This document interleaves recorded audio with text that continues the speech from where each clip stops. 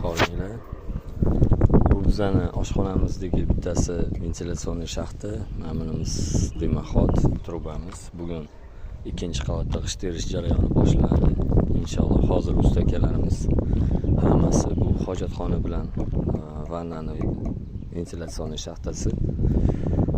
Usta akalarimiz hammasi zavtrga o'tirishgan. Mana yo'q zalni ventilyatsionni shaxtasi. Mana shu yerda ikkiga bo'linadi o'sha kottejimiz. Mana ikkita tombalarni ko'rib turgan bo'lsanglar, bu yana ham boshlanadi demaxot va ventilyatsionni shaxtasi. Mana shu ikkinchi etajdagi plashatkamizda Xudo xolasa g'isht terish jarayonlari boshlanadi. Bu yoqdagi obyektimizni usta akalarimiz o'sha seysmaga tayyorlab qo'yibdi. Regellarni, tombalarni qo'yib qo'yishgan, xonalar tayyor. Oynalarning prayomlari tayyor уже, alhamdulillah.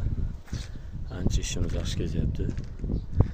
Inshaalloh bir haftalar ichida yo'liga ham tepasiga, tomiga plitalarni tushiramiz. Xudo xolasa. Uyimiz yaxshi qurilyapti. Selam ishlarimiz yaxshi ketyapti bu obyektimizda. İkinci kottejimiz ham почти tayyor bo'lib qoldi. Seysmaga xonalar.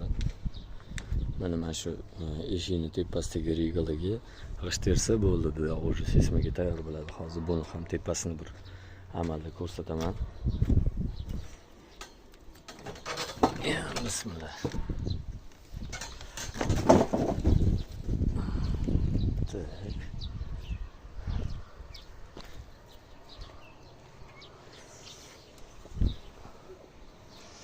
Mana bu целый ko'rinishi kottejimizni.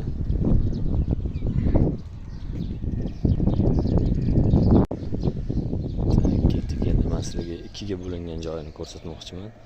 Narigilarni ham ko'rsatganman.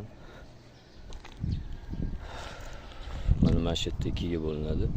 Mana chap qo'l tomonimizdagi boshqa bitta hovli bo'ladi. O'ng qo'l tomonimizdagi yana ham boshqa bitta hovli bo'ladi.